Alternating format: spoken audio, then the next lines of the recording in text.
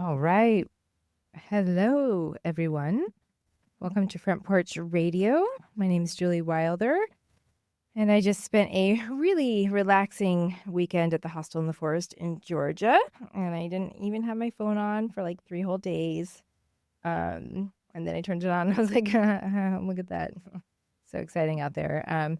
It was super glorious, but I'm super grateful, of course, to be back in the studio today. It's always a great day when you can enjoy independent media. And we are fortunate to have a familiar voice joining Front Porch Radio today. My guest is Man About Town, Nick Georgoudiou. I'm going to say it wrong. Do it. Got it. You got it. Okay, I'm going to do it. Georgoudiou? Yeah, that's it. Complicated. It really is. Oh, okay. I can be serious now. He's a writer, a former WPRK DJ, which is why I can be so casual with him. Also a podcaster, a maker, and all-around creative doer. He first fell in love with radio back in the 90s, back in the day at WUCF, and he's been behind the mic in one way or another ever since. He's hosted a morning show called To a Certain Degree on WPRK for many years, and of course, also a daily 10-minute podcast called Your Daily Dose with Bob and Nick. These days, he's the managing editor of the Orlando-based community paper. He's got a killer collection of old school typewriters, is always gifting people handmade treasures. I wrote this intro before he came, and I knew he was going to come with stuff, and he did. And he was the first person in town to cover the return of Front Porch Radio to the airwaves. Welcome to Front Porch Radio, Nick. Thank you so much, Julie, for having me. I got a little bit of an itch to come back on the radio and see what it was like. I actually ran into Phil from AOR, which is on, I think, tonight at 9. Great show as well. And I said, well, how can I get on without actually committing to doing a show again? And I said, I know. Julie has a great show. I do. Let me come on Front Porch Radio. I think it's always been an open invite with you. So. And try it out. And you said, you didn't have anybody for today. So you were like, come in. Well, and you're with the community paper and you're doing so many cool things all the time. So you have like an ear to the ground in a way that not a lot of other people in town do. So you just, you know what's going on. So why wouldn't I want you to come and tell us all about it? Yeah, of course. And I will do that anytime you want, or I'll record my voice and pretend that I'm here anytime you want. And I think it's important. That's actually a really interesting note because I never feel like I know more than other people. And then I realize, oh yeah, I do. Yeah, you do. Like I know that this is going on. I know that this event is. I used to know what was going on back before I had a kid. Yeah. And now I'm like, well, I don't even know what's even happening in the world, aside from, school news and maybe what the next Taylor Swift song is going to be about. Perfect. But yeah, no, I mean, you really do. You're at the nexus. You get a lot of the good news, especially coming across your desk, especially for local, independent, all of the good stuff. And so, I mean, and of course you're an alumni. We were just informed outside that it is, is it College Radio Day? Is that what she said? College Radio Day is on this Friday. Yeah. Yeah. So, I mean, that's Very excited crazy. about that, yeah. Yeah. And those of you who are listening, I mean, thanks for being cool. Yeah. Thanks for being here. Thanks for supporting us by listening. Don't ever forget, if you hear something you really agree with or you really like on the radio, especially on WPRK, to call in 407-646-2915. Are we going to take calls, Nick? No, we're not. But, like what you're hearing, it's always nice to get a call and say, hey, nice job. Yeah, it's true. It's true. In a commercial break, please. But you could tell Nick feels very comfortable in the studio. What do you think? Because you were back in the basement radio days. So, this is still the basement. Different places. So I have done shows in the studio before. I was actually the first one in this studio to go live because it was a Monday morning where they went live, and I was here at 7 a.m. for my show. You were a part of history that I didn't even know about. I mean, history, but yeah, I got to do it. I got to be here and test out all the equipment. I got to be the guinea pig. Okay. Which was fun. Yeah, it did. And did you give them notes? Were you like, I did. This needs work. This needs work. I see a couple of things that still need some doing, but and this is, still kind of basement radio. Like it's DIY. It's pull yourself up from your bootstraps kind of radio. Yeah, it absolutely is. And it's still wild to me that they just are like, yeah, sure, here, talk on the air. Here's the microphone. And here's how you work a control board. I was like, okay, let's go. It's remarkable that they give opportunities for people to do that. That's how I got started at WUCF. that at the time they were in the basement of the library, and the antenna was on top of the library. So Really? this was mid to late 90s. Okay. So before they moved over to the Nicholson building, they have since moved out to Research Center I got there Parkway. in 96. Yeah, so they still would have Mhm. been there. Yeah. So you were, as a student, you could volunteer, you Mm. could pick up on-air shifts on occasion. They were harder to come by, but what you could do very easily was do the news. Mm. And so morning and afternoon news, they had a paid news director, an assistant news director, and then they had a bunch of volunteers. And I don't know what exactly made me go in there and volunteer for the first time, but as soon as I did it, I was bit by Right. the bug. So I got to record, and then they put that on the air. Then I got to do live reads.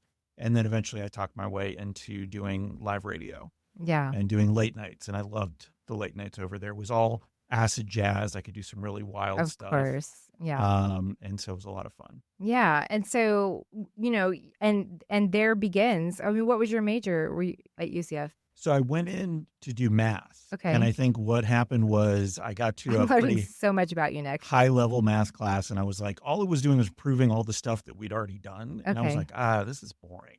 Uh-huh. And so I think I found out that journalism would have been my fastest way to graduate. I always like to write. I always like to Right. do that sort of thing. And the radio, so I think that's maybe why I ended up going to the radio station, is because that was news. Mm-hmm. And so I could try that out very well. And I just loved radio. I tried television after I graduated.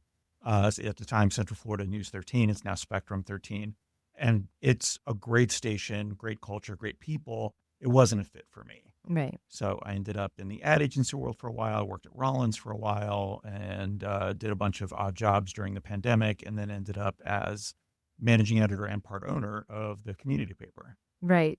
So let's talk about the history of the community paper, and then let's catch us up, like the origins, because I know that it started, I'm not even going to say it because I have 1989. Okay, I was It's an going to 80s say baby. 1989 Is it a millennial then? I don't know. I don't remember. I think what it date is. Yeah. Yeah, I get dyslexic with numbers. So it started in 1999. 1989. So it did start in 1989. I was 89. right. Yeah. Okay, I was right. And it was the College Park community paper. So Mhm. it was basically, when it started, it was a little bit more than a community newsletter, Mhm. right? So it started out as a paper, was distributed mainly in College Park. It was talking about only College Park for the most part. Right. Had some advertisers.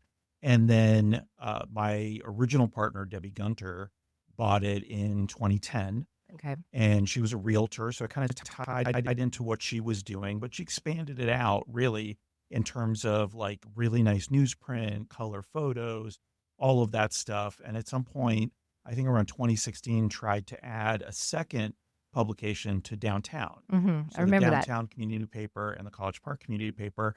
It was hard to do. Yeah. One is difficult to do. Two, I think there's a proverb, I don't know where it's from, talking about children. One is like none, two is like 20. Yeah. And that's the 3 same is thing like for, fine. You can yeah, chill. yeah. Yeah. Well, again, at 2, it doesn't matter. Right. 2 or up, Right. you're just hosed. Yeah. But I love my children. I have 2.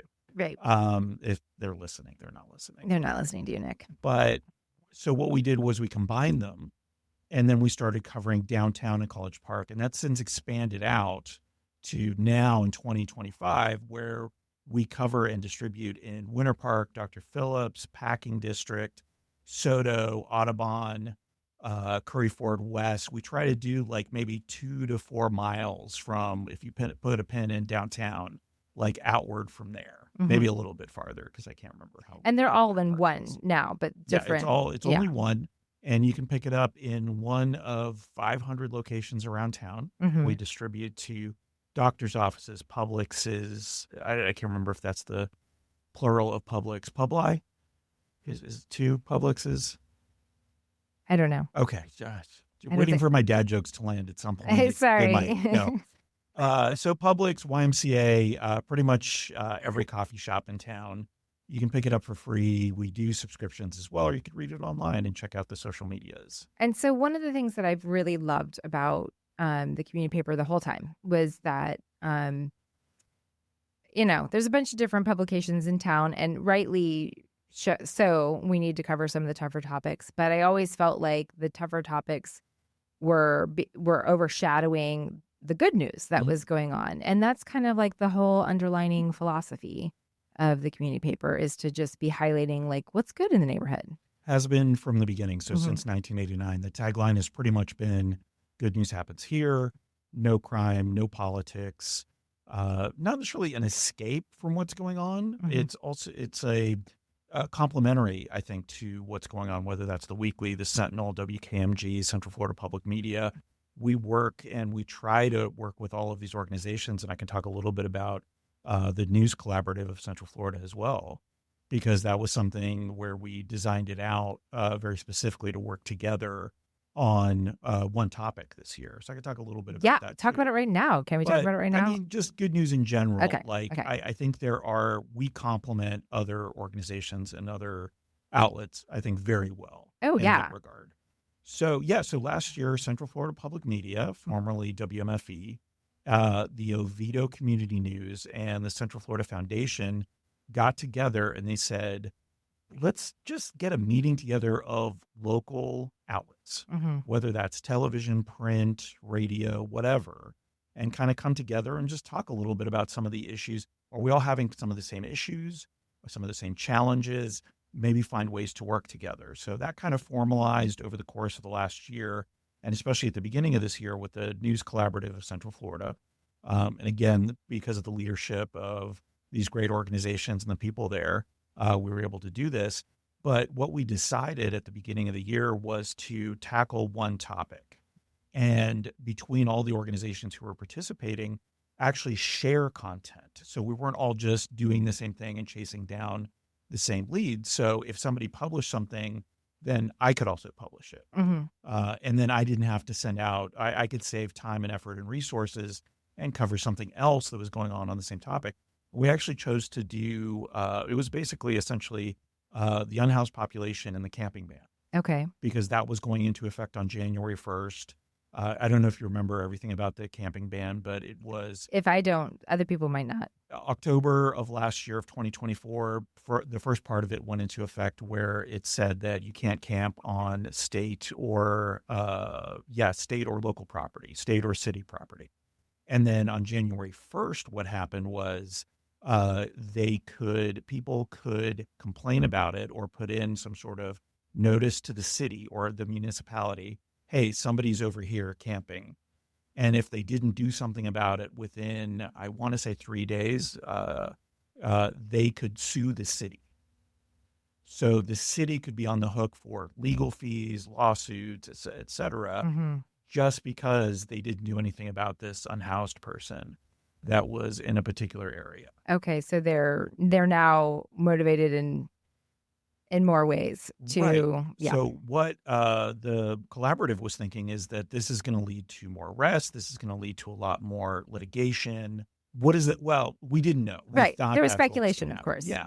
The questions. So having said all that, it turned out that not a lot of people, not as many as we had thought, were arrested under this new law. And it's just on a personal level, it's really hard to legislate and make laws to solve homelessness. Right. And that's something that I really got to learn on this project. So we ended up sharing, I think, around 100 stories between all of the groups. So this was the Sentinel, this was WKMG, Central Florida Public Media, and us. So having said that, we're good news, we also found ways to tell these stories.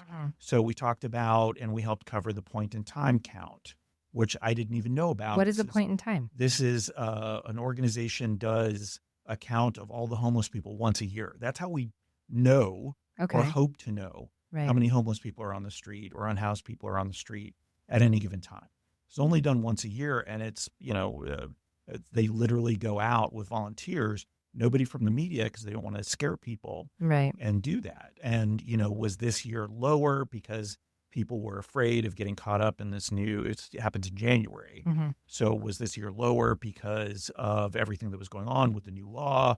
People were scared of getting caught up in those types of situations. Also because of the immigration crackdowns. Right. So were people in hiding more or less and not willing to be counted. So even with that, the number was higher than the year before. Right. So we did a lot of stories. We recently did stories about all of the different organizations that help people find or provide housing, all of the different organizations that are sort of around the problem and try to help with it. So, for example, iDignity, that helps people get an ID card. Right. So if you lose, for whatever reason, if you lose your ID and you have to get it back and you have lost in a fire, you have lost your birth certificate, you can't get any of that Right. documentation back, you can't do anything. Yeah. You can't rent a car, or you can't rent an apartment. Right. It would be very You hard can't even for get a you to, hotel. yeah, Yeah. in some cases. Yeah. So there are those types of organizations out there. So we wrote a pretty extensive list of those. We did a story, a member of the community, when that Stop Sodo shelter move was going on, really felt like he should have done more during that. He actually wrote a play about it. So that was like, Who wrote a play? I think his name is Adam. Okay.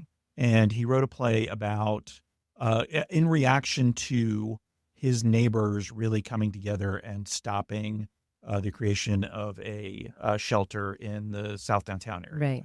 On Cayley Street, there's an old work release center that the city wanted to turn into, or had a plan to turn into, a homeless shelter.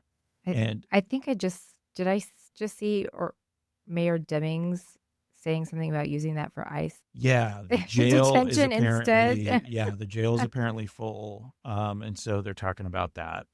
Yeah, I right saw now. that. Yeah. Yeah.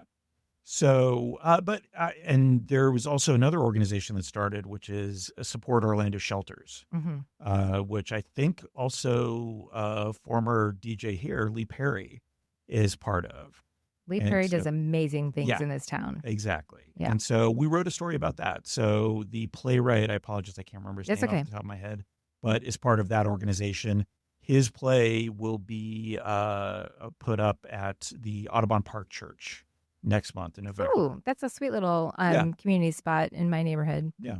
Yeah. So that's something to look forward to. So again, taking that all back, there's good news in everything. Right. While we're not necessarily going to, as much as I would like to cover, politics maybe a little bit more, because that's something that affects us all. I understand that there are a lot of places that are already covering politics. Right. And so having the opportunity to go out and tell not only good news stories and, they used to call them human interest stories, but I tell people often when they're asking me, well, what is a good news story? It's the story of the family in Lake Eola Heights who decided, instead of doing a little lending library, to do a Lego minifig exchange. So you open it up and there's all these Lego minifigs, and kids and people come from all over. They take one out and they put one in, and it's adorable. Or the Edgewater high school student that started period pantries. So I think she's working on her fourth one. There's one over at Anna Escamani's office. There's one at Edgewater High School and a couple of other places. So those are the stories that we like to tell that I hope get, picked up.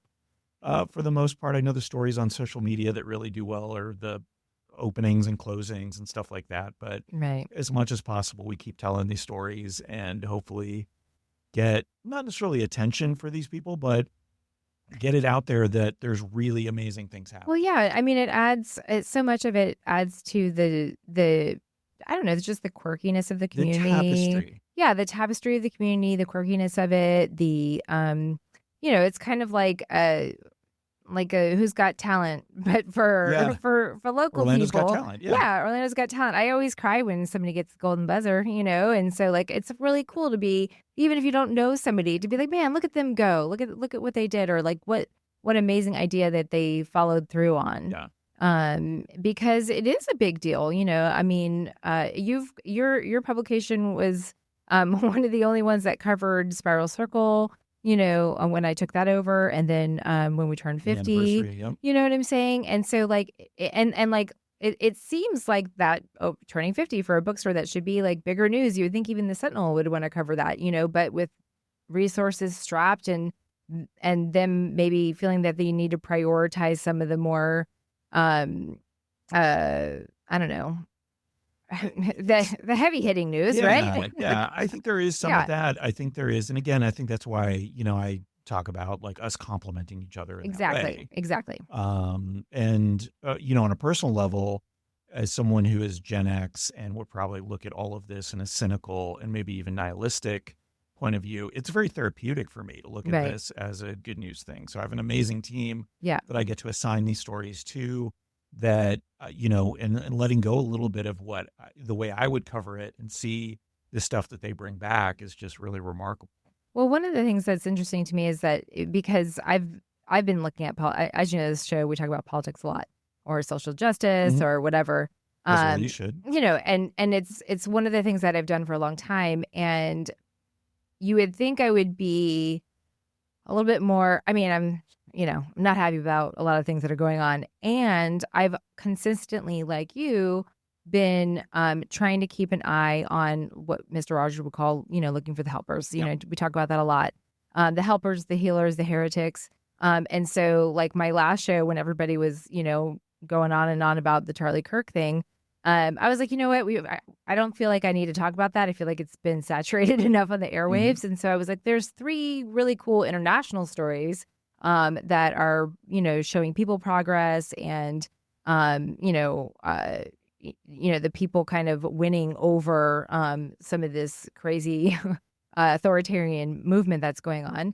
And I just was like, let's focus on that. You know what I'm saying? Let's focus on the stories that we're not hearing a lot. And that's what Front Porch Radio has been about. So we covered we did a whole thing on midwives for a long time. We did a whole thing on the farm workers. We did so things that you just don't hear about in the mainstream news is what you can kind of cover. And those are the things that make the town what it is. But also, I think, and maybe you realize this, maybe you don't. But I think one of the things about having guests on my radio program is that I was the first person for many of them to take what they were saying seriously. Yeah. Right. And to recognize it as newsworthy and discussion worthy and something to put on air or in print. Right. And so that also gives, they get a little thing to look, Mom, I made the paper, but also it gives, it helps people take themselves more seriously. It really does. It kind of gives them more credibility, but it also gives them practice for whatever the next step is. Absolutely. Right. Yeah. Because it's nerve-wracking to go on the radio for the first time. It's nerve-wracking to be interviewed and to have to wait to see what they're going to say and how they're going to say it, because I think there's a certain number of, examples of what happens, like in pop culture and stuff. Yeah. Like, oh, I'm going to get, they're going to interview me and they're going to say all the wrong things and I'm going to sound like a fool. And it's like, no, it's not. We're not tricking. We're not trying to set you up, Yeah. And the thing is too, is like, there's, some of the, media, we could talk about media is changing. I mean, you started out on radio and broadcast news, right? And then the internet happened and blogging happened and then podcasting happened. And, here I am still dedicated. Like I could do I guess I podcast this after the fact, but, I really love having an FM dial, but, cause I don't know, I'm just like old school like that. You got typewriters. Like there's just I do have typewriters. There's just something fun about the analogness of it all. But it's shifted and shaped and morphed in so many different ways. And I think that people are getting away from the too formal, too scripted, to, I don't know, media speak, right? And they make it into sound bites, make it into something that'll get on TikTok. And the clickbait and all that kind of stuff. And, like that's why this place was called Front Porch Radio, because we just, let's just hang out. We're just at the end of the day, you and I are just 2 regular people that happen to know, we're oddballs. Okay. And there's a lot of oddballs in this town, so it's great. And so we're a little bit of oddballs, and we're just sitting here talking about, you're like, I don't know anything. And then you're telling us all this stuff about the unhoused population, that I didn't even know. And I kind of pride myself in knowing some stuff around here, so it's just great. It's great what you do. And what the community paper does. And, I too am like concerned about like what is going to happen with the media. I mean, literally Jimmy Kimmel was just taken off of air, and, it's just an interesting time to be someone who has a newspaper and who has a radio show. And I don't know, what are your takes on it? How are you feeling? anything would say on air. Yeah. Well, a couple of things. So one of the things we talked about with the news collaborative Mhm. was, what do we do? We've never had to do this before. Like, there are certain institutions where you've never had to do your own marketing, right? Right. For local news. Hmm. You always needed local news. You always had a local paper. You always had the television stations. You always had maybe some other things, whether it's a newsletter or a small hyper local paper like ours and stuff like that. And now we have to kind of push back on the narrative that, the media either can't be trusted, or it's just all, it's a nothing burger, Right. right? It is all outrage bait, and it is all clickbaity stuff. So I think that's something that we have to consider in this news collaborative, and just like the idea of going on the radio and talking about how important local news is. And I wanted to get your opinion on this because Chuck Todd, Hmm. formerly of one of the Sunday morning shows, I can't remember which one. So he's been interviewing people forever. He's a journalist, but he was talking about local news, and he was like, the way to get local news to be relevant again is to cover super hyper local sports. Mm. So people knowing what's going on with the Edgewater Eagles or the Boone Braves or the whatever those are, maybe going up to the college level. Yeah, when I You was bring people in that way, and then you're telling them all these other stories. That's one way to get the guys. I'm I just 100%. I mean, and I- it is, and of course there's women's sports. I'm not taking away from that. But there was actually, when I did Front Porch Radio years ago here on WPRK, there was a sports broadcast Mhm. on a pretty regular basis, and I do think that is interesting because they would do play-by-plays, and we have a like a championship national women's soccer team. That would be great if we could have some coverage on that. Yeah, that is an interesting idea. Well, and opposed to drawing people in Mhm. with outrage, Yeah. with clickbait stuff, with, no celebrity, salacious news, those sorts Yeah, of things. yeah. So it was really interesting. Like, what else could we do? Because to your point, like, that is not going to appeal to everybody. Right. I like how it might bring some people in. Yeah. And we might do that. And it's really nice to, thinking about good news, like, focus on the student athletes and Mhm. focus on what good they're doing in the community. Like, how do they get prep for a game? What do they do volunteer wise as a team? Those sorts of things. I think it probably comes down to I just kind of saw something earlier today about marketing online and stuff like that. And my whole thing was like, stop marketing, stop selling, like stop thinking about things like that and become a good storyteller. Yeah. Right. And so, which is exactly what you guys do at the community paper.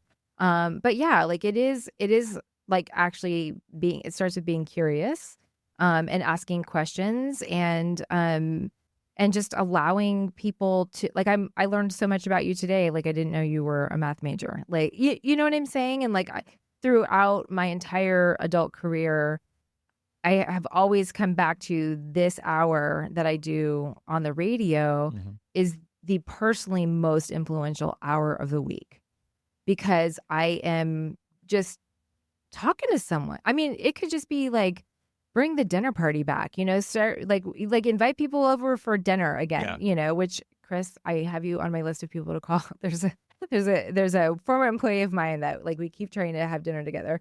But yeah, like have dinner again, just talk to people again.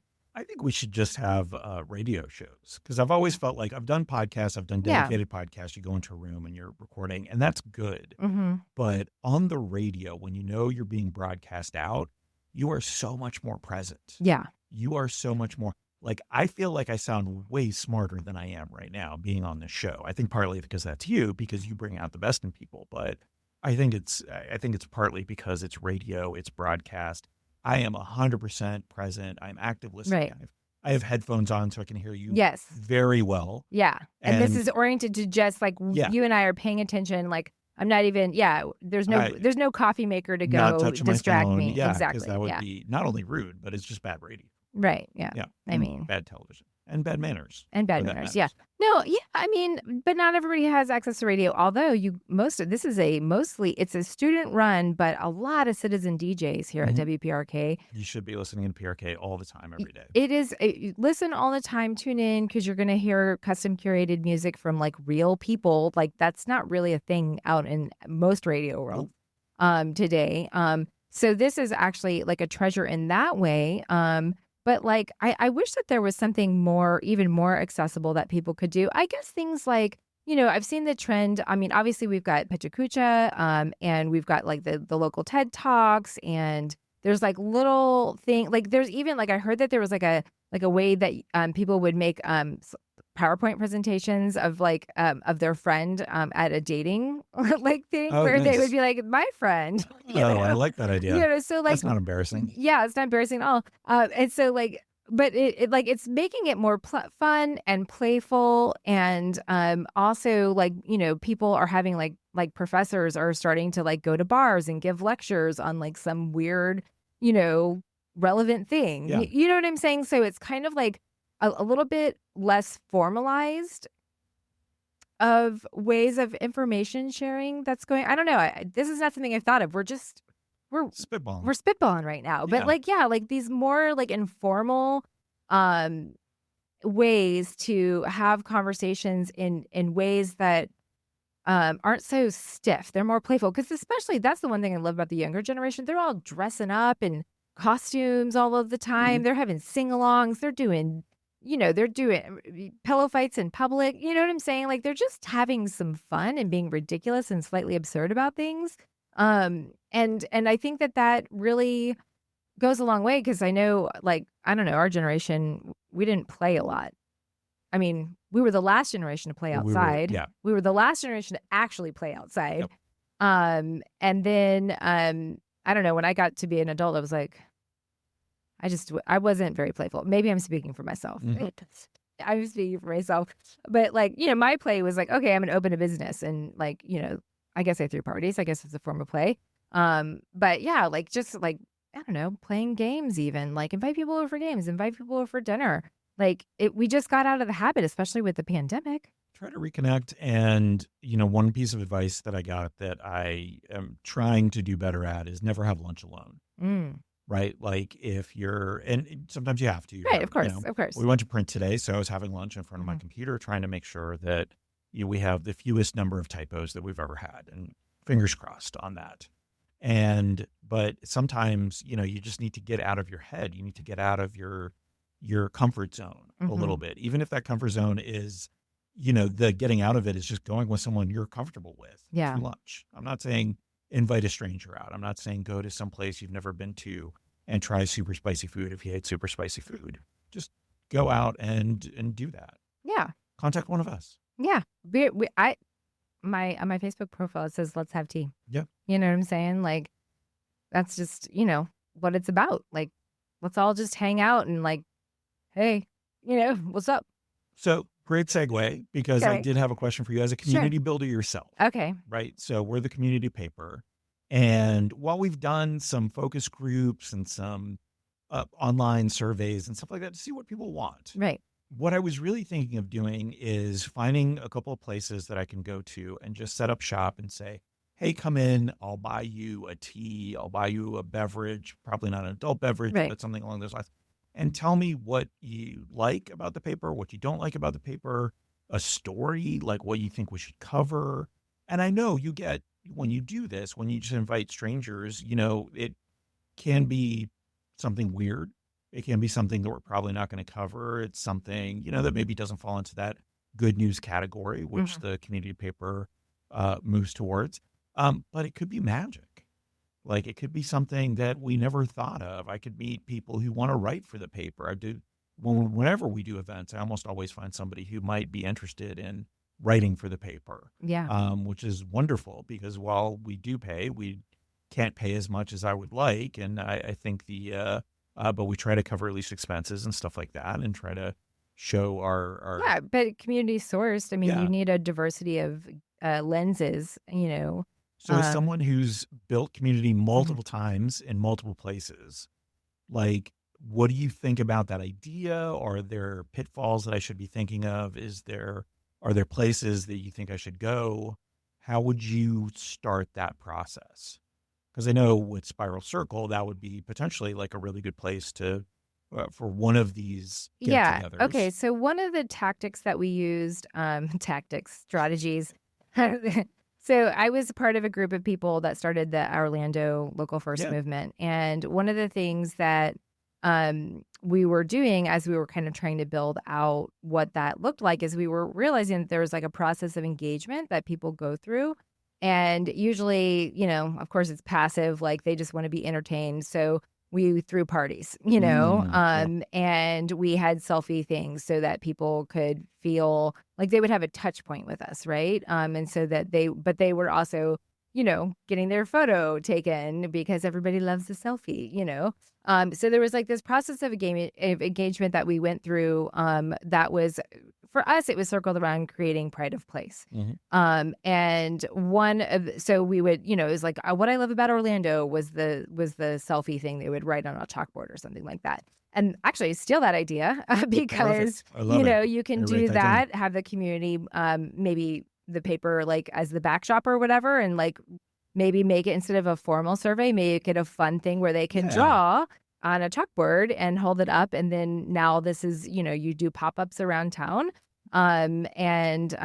Certainly any local coffee shop that worth their salt would love to help you buy these people a cup of tea or coffee for doing that, because those Getting new photos are people also into- going to yeah. be, just tag us, show us you Yep. tagged us in that photo, and we'll get you, work out a little deal with whatever shop that you happen to be at. So that way you're getting, you're hitting it on all levels. You're getting the engagement, the touch point, but you're also getting the media out of it, and it's fun. And then hopefully you don't have to buy them tea. And the business will buy them tea for the exposure. I'm good with I just that, solved your whole especially if problem right there. There you especially if go. they have good ideas. And also maybe you some. know what? I'll only buy you a tea if you have a good idea.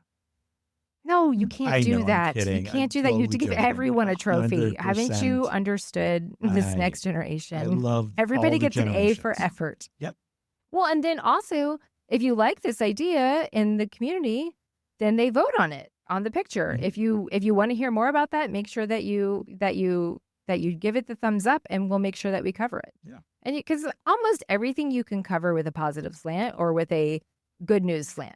Oh, yeah. Like you did with the homeless. Yeah. Or not homeless. I know that's not the right thing to say. It's unhoused. Depending on what you're saying and what you're talking about. Yeah. So I am not caught up with all the lingos, all I have to say. Sure. But and which is also, I think, one of the reasons why people are so maybe conservative, because there's like, if you say the wrong thing, then you're going to get canceled or whatever, and so that has kind of created a little bit of a less, like, the water's not as warm in order to be able to express ourselves these days, because you get canceled for saying the wrong thing, Well, and even on what might be lesser cancelable items, right? Like, so there was over in College Park, there's a couple of parks that are getting a redo, Albert and Dartmouth Park. And so we covered those. Right.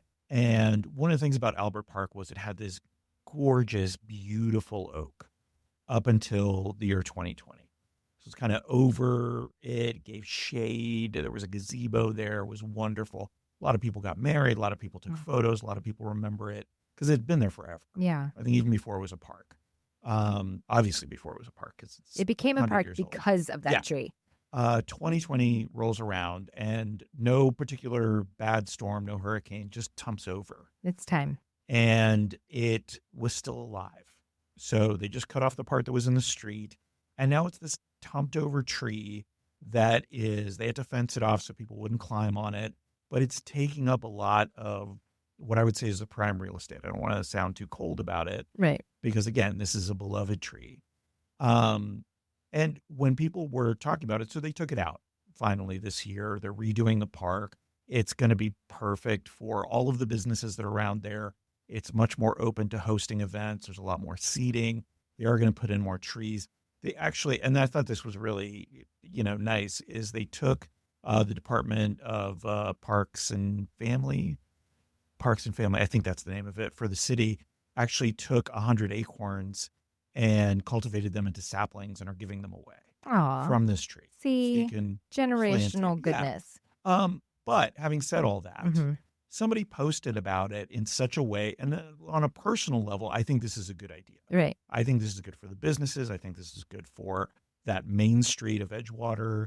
et cetera. And I understand the loss of the tree, but it was already kind of halfway gone.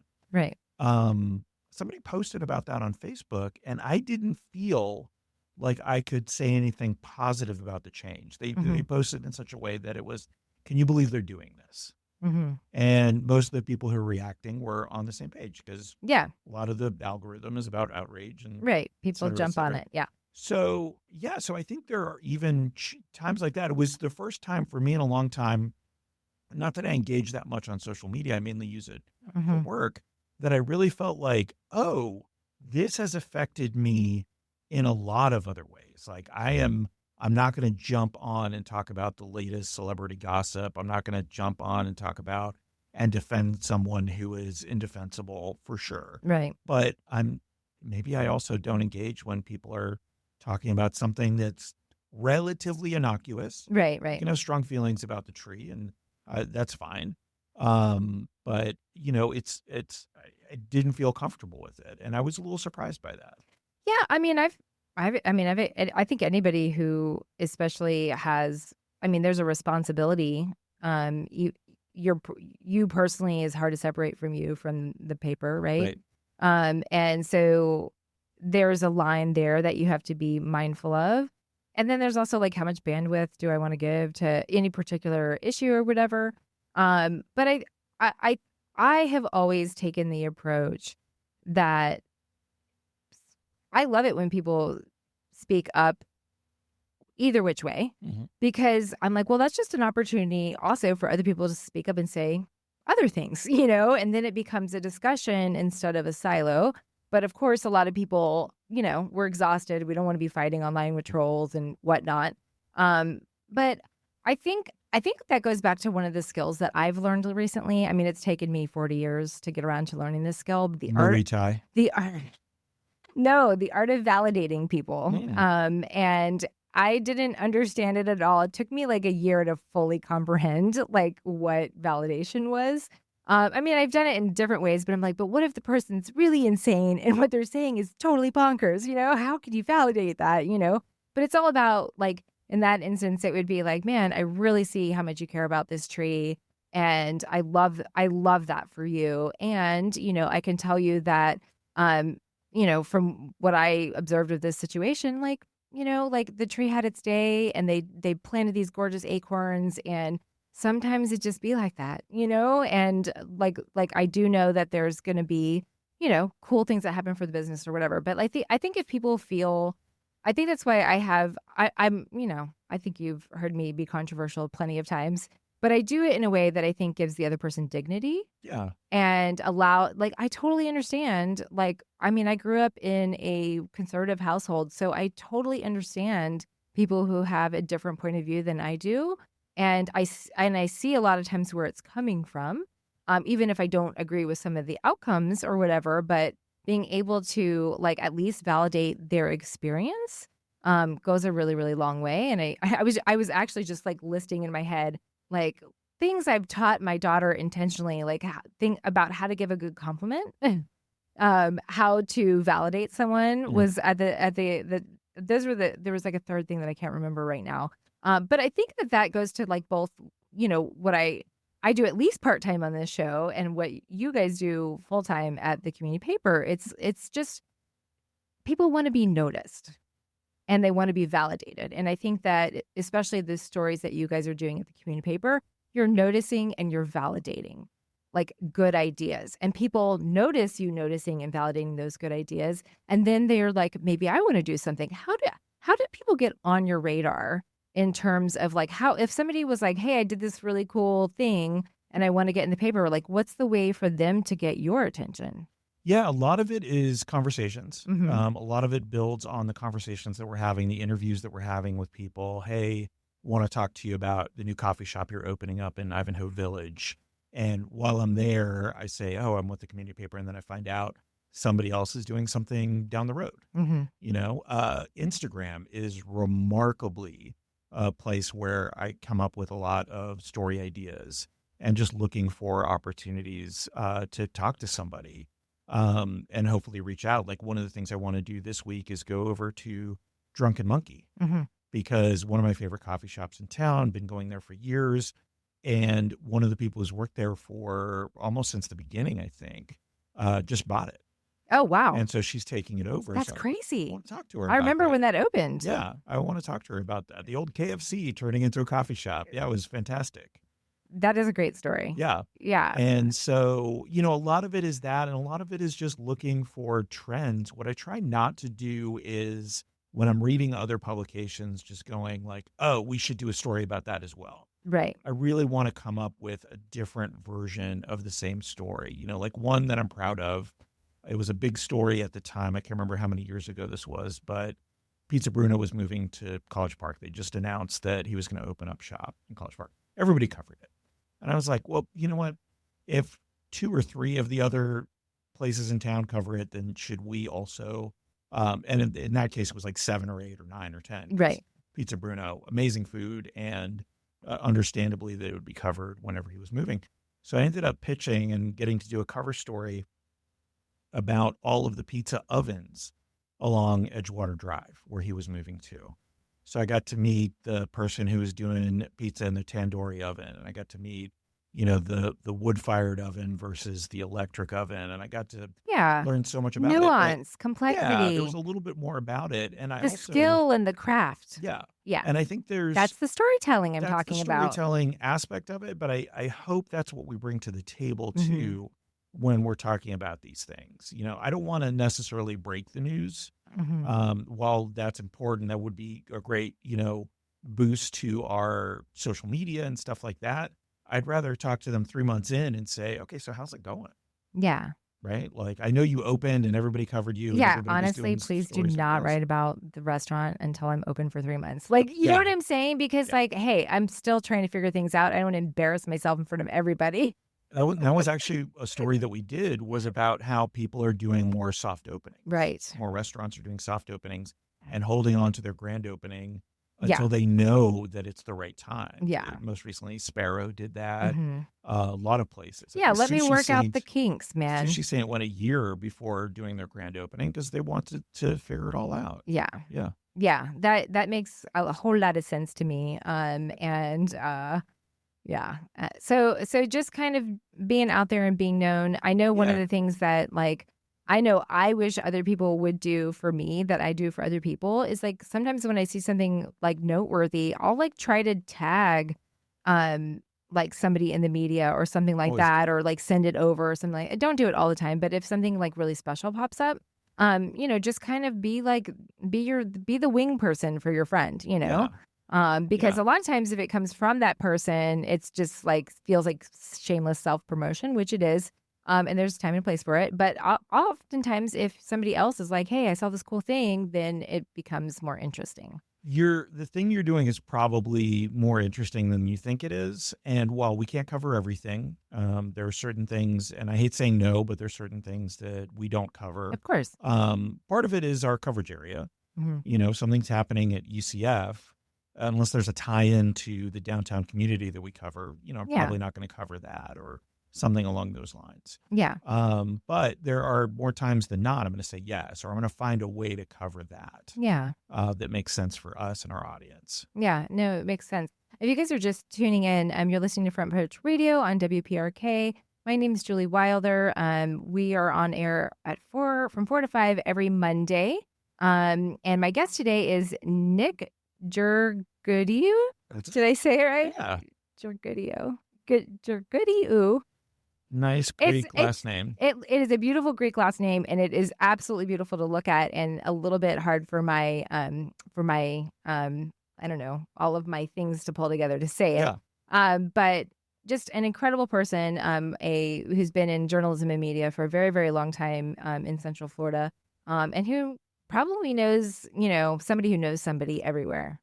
Probably. Yeah. Probably. Yeah. Yeah. And I will say that just reminded me, being here for a long time, one of the reasons that I want to cover these things, one of the reasons that, I invested in the community paper and I bought into it, so I'm part owner and managing editor, is I have a huge chip on my shoulder when it comes to Orlando.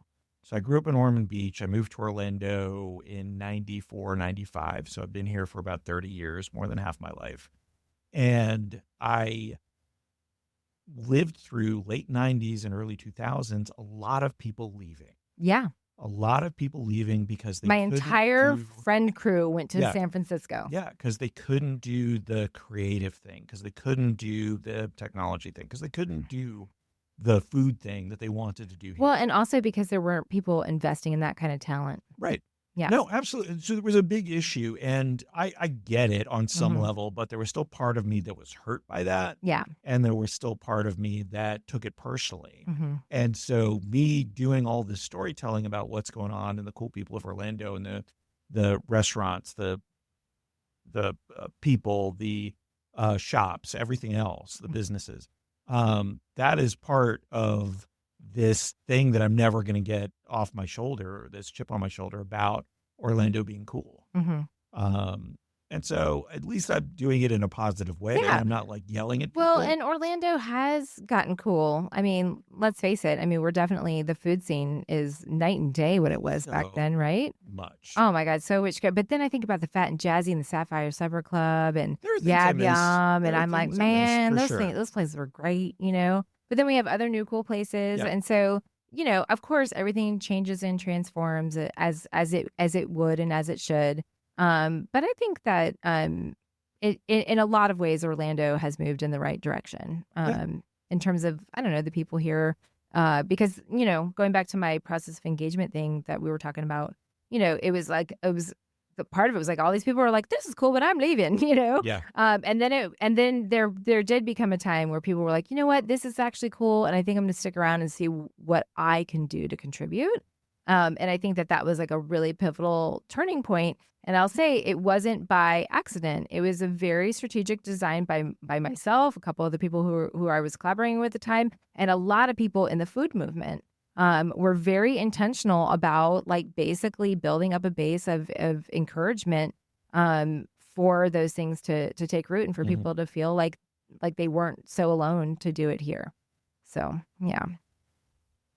Okay, so we have 7 more minutes. What else haven't we talked about that you want to talk about today?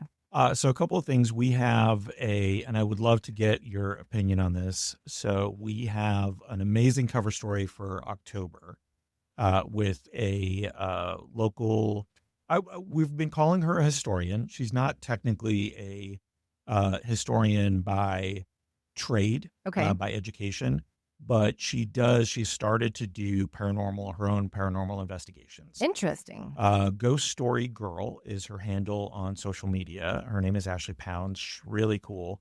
She's actually a vet tech. And so she had an experience, and I won't spoil it, but course. at the Orange County History Center. And that when she was a kid, and that got her kind of going into this route where she goes to places not only in town. One of her biggest videos and investigations so far was at the Beecham Theater Oh, in downtown. So she's done a ton of buildings downtown. We took her picture at Greenwood Cemetery just because of the Mhm. history there and because she has done some stuff there as well.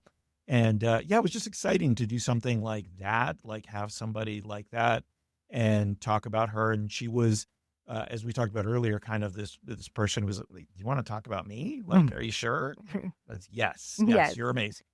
But then for November cover story, we want to do a story. We're going to do a story about the stuff that goes into food. So not just the empanada, but what gnarly Cuban does to put to braise the pork for, Mhm. 18 hours before it goes into the empanada.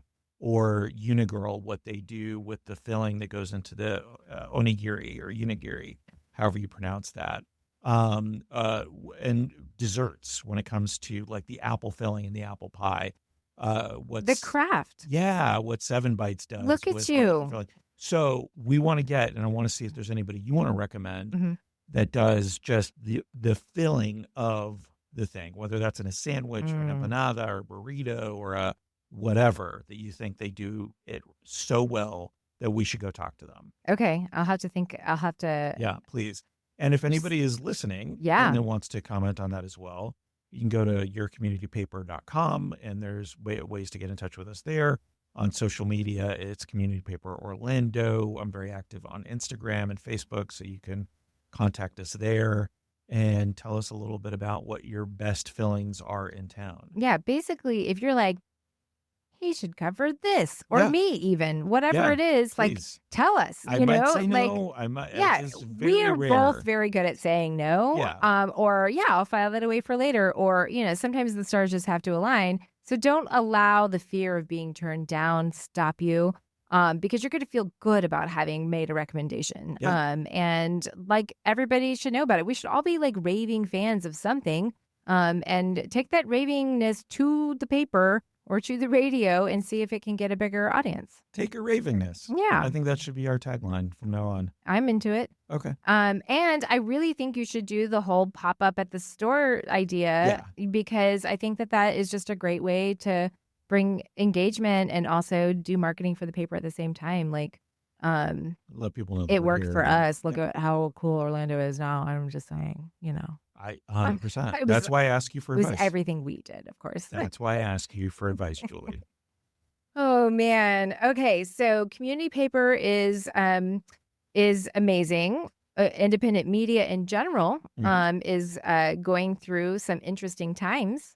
And we all want to be in touch with each other, and we all want to be also supporting independent media as best as we can. Because, you know, there's a lot going on, and everyone's like wondering like how and where is my in. And my thing is, it's going to arrive on your doorstep in one way or the other. And for us, it landed with rainbows and crosswalks at the beginning. But it, you know, you just never know what the next thing is. And one of the things to pay attention to is your local independent media.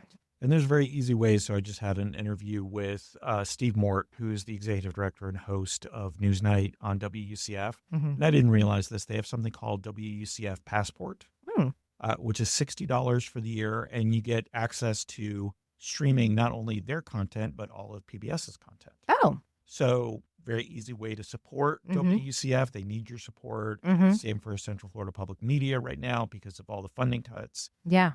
Very easy ways to get involved. Absolutely. If you have that opportunity to do. Yeah, I mean, that's, you know, yeah. So let's talk about the ways to do that. So they have a passport. WPRK has a donation link. Ads are a great way to support the community paper. Are there other ways that people that are just regular readers can support? Subscribe. Okay. So you can get it in the mail, but mainly it's that small business kind of mentality. So like and comment and, you know, share our posts and those sorts of things. And suggest things that we should cover. But absolutely, advertising, if we can help you out with some sort of event or what you're trying to do with your business or something along those lines, we'll try to help you. Okay, last thing, Nick. We have 1 minute left. If everybody had one thing that they should do next week, since you know everything that's going on in town, what should they do? So there are a couple of things. I was trying to pull this up as we were talking. The community paper has an online calendar. While I do that, I did get to go, and we come up with a newsletter every Thursday that's all events. But I did get to go to the rehearsal space and the workshop for Orlando Opera. Oh, okay. This past week, and it is remarkable. They have basically a 15,000 square foot workshop. Okay. They build all of their sets themselves. Wow. And it's out towards Millennia. They have to break it all down and then reassemble it in Steinmetz Hall at Dr. Phillips Center. Wow. So they have 2 showings of La Boheme this weekend. Got to see a little bit of them practicing it. It looks amazing. The sets look amazing. I would say definitely consider that, especially supporting local arts is so important. Cool. And you can go to the community paper.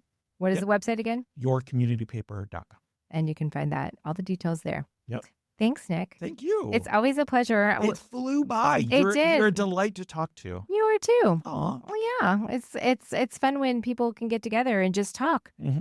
Just talk, everyone. Just have lunch with someone, have tea with someone, you know, invite them over to your radio show, you know. Yeah. One of those 3 things. Just hang out. Your life is better for it, and I'm smarter for it. So thank you. I appreciate it. Thank you. Yeah, and you guys stay tuned. I'm really going to he's just started his new show, and I keep forgetting because a whole week goes by before I see you again. What's the name of your show again? Gulf. He said that last time. Is it really Gulf of Mexico? I thought you were joking. Okay, I love it. Okay, just keep listening for more random, strange, and awesome things. Here we go.